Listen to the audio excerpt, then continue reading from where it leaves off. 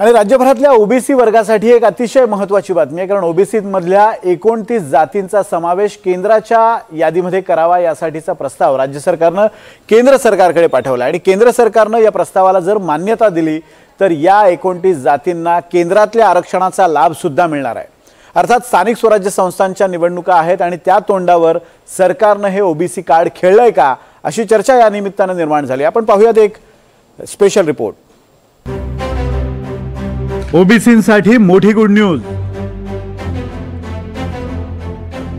ओबीसींच्या 29 जातींचा होणार केंद्राच्या यादीत समावेश। स्थानिक स्वराज्य संस्था निवडणुकांच्या तोंडावर ओबीसी कार्ड। जेवढ्या निवडणुका येतील त्या प्रत्येक निवडणुकीमध्ये आरक्षण असो की नसो 27% तिकीट आम्ही ओबीसींना या ठिकाणी देणार हा भारतीय जनता पक्षाचा निर्धार आहे।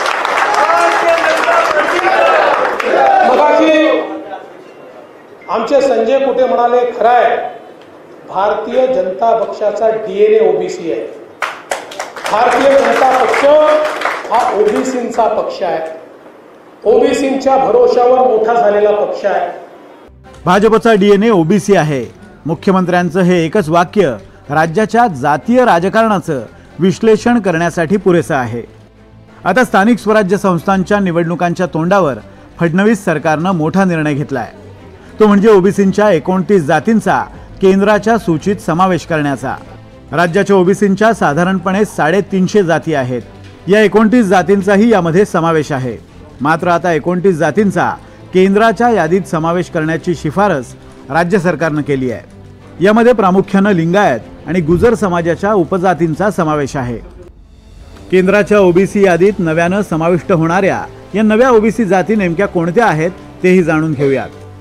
लोध, लोधा, लोधी, बडगुजर, पेंढारी, वीरशैव लिंगायत, लिंगायत गुरव, जंगम, लिंगायत न्हावी, लिंगायत तेली, लिंगायत माळी, लिंगायत धोबी, तसंच लिंगायत फुलारी, लिंगायत सुतारी, पोवार, भोयर, पवार, गुजर, रेवा गुजर, सूर्यवंशी गुजर, बेलदार, सलमानी, किराड, डांगरी, कलवर, कुलवंत यासह वाणी, वाणी कुलवंत, कुमावत, नेवेवाणी, वरठी, परीट, धोबी, पटवा, सपलिग, सपलिगा, निषाद, मल्लाह, कुंजडा, दोरी, ईस्ट इंडियन आणि ईस्ट इंडियन ख्रिश्चन यासह शेगर, कानोडी आणि गवलान या जातींचा प्रस्तावामध्ये समावेश आहे।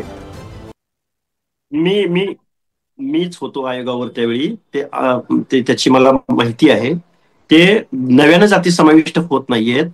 ज्या जाती ओबीसी प्रवर्गात होत्या त्यांचं काही त्यांच्या नावामध्ये, त्यांच्या सोशल एफिनिटी मध्ये काही मिस्टेक होत्या, त्या मिस्टेक करेक्ट करून त्यांना दाखले काढत असताना, त्यांना योजना राबवत असताना त्यांचं रेग्युलेशन झालं पाहिजे या दृष्टिकोनातून त्या दुरुस्त्या आहेत।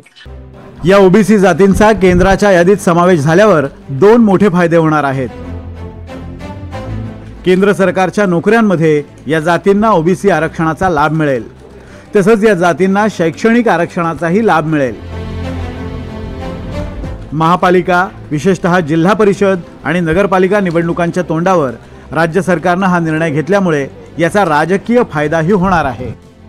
ओबीसींच्या नव्या जातींचा केंद्राच्या यादीत समावेश झाल्यावर सत्ताधारी भाजपला आणि महायुतीला फायदा होण्याची शक्यता आहे। विधानसभा निवडणुकीमध्ये ओबीसी मतदार महायुतीच्या पाठीशी उभे राहिले होते।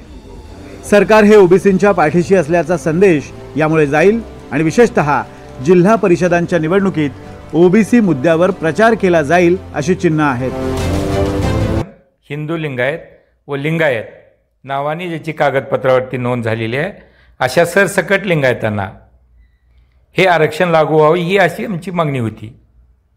आणि या मागणीच्यासाठी आम्ही महाराष्ट्र सरकारकडे ही पाठपुरावा करत आहोत आणि केंद्र सरकारकडेही पाठपुरावा करत आहोत। याच मागणीला जर केंद्र सरकारने असेल किंवा महाराष्ट्र सरकारने असेल मान्यता दिली असेल तरच त्याचा महाराष्ट्रातील सरसकट लिंगायत समाज बांधवांना फायदा होणार आहे। आजही ओबीसी हाच भाजपच्या राजकारणाचा केंद्रबिंदू आहे। राजकारणातलं ओबीसींचं महत्त्व केव्हाच ओळखून भाजपनं राज्यात 80च्या दशकात माधवमचा प्रयोग केला। माधवम म्हणजे माळी, धनगर आणि वंजारींची मोट त्यांनी बांधली. त्याचा चांगला फायदा भाजपला झाला. विशेषतः 2014 नंतर ओबीसींचा वोटिंग पॅटर्न बदलला आणि ओबीसी मतदार देशातही आणि राज्यातही भाजपच्या पाठीशी राहिल्याचं आकडेवारी सांगते. विरोधकांनीही आता ओबीसींचं महत्त्व ओळखलंय. म्हणूनच शरद पवारांनीही राज्यात मंडल यात्रा सुरू केली आहे. तर आपण दलित, मुस्लिम आणि ब्राह्मणांमध्ये गुंतून राहिलो आणि ओबीसींनी आपली साथ सोडली असं म्हणत राहुल गांधींनीही ओबीसींना जवळ करण्याचा संदेश दिलाय. आणि त्याचवेळी सरकारनं ओबीसी जातींचा केंद्रातल्या यादीत समावेश करण्याचा प्रस्ताव धाडलाय. आता याचा स्थानिक स्वराज्य संस्थांच्या निवडणुकीत कुणाला कसा फायदा होतो आणि कुणाला फटका बसतो हे पाहणं उत्सुकतेचं असेल. Bureau report, NDTV Marathi.